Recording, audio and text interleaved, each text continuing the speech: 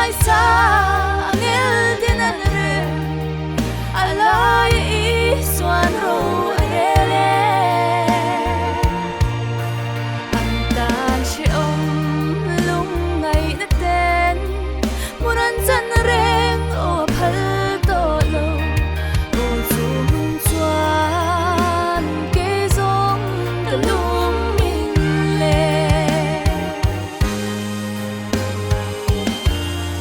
han thiri la an le na lai tua luam khi thut lung vangin khom bui ngồi khi an ram ani she om ram reng reng ngai to lovin him tin an leng hian ka ring china an phak zai sa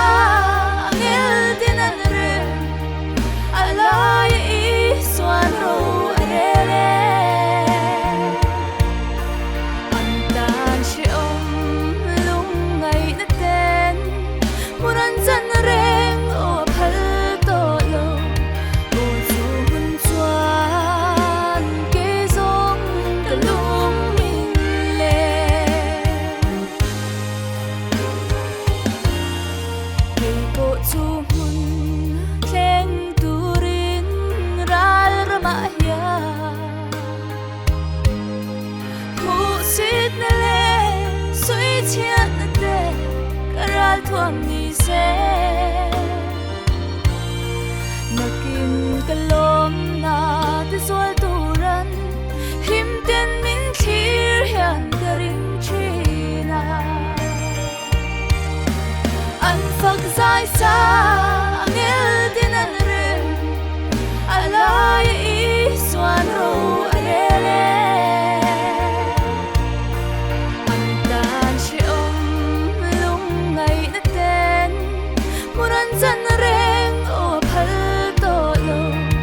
o zum chuan ke zong ka lum min le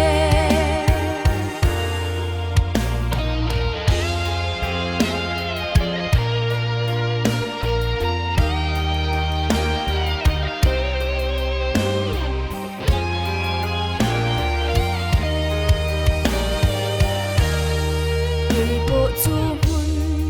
thleng turin ral rama hia mu sit na le sui chiat na te karal thuam ni se nakin kalom na te sol turan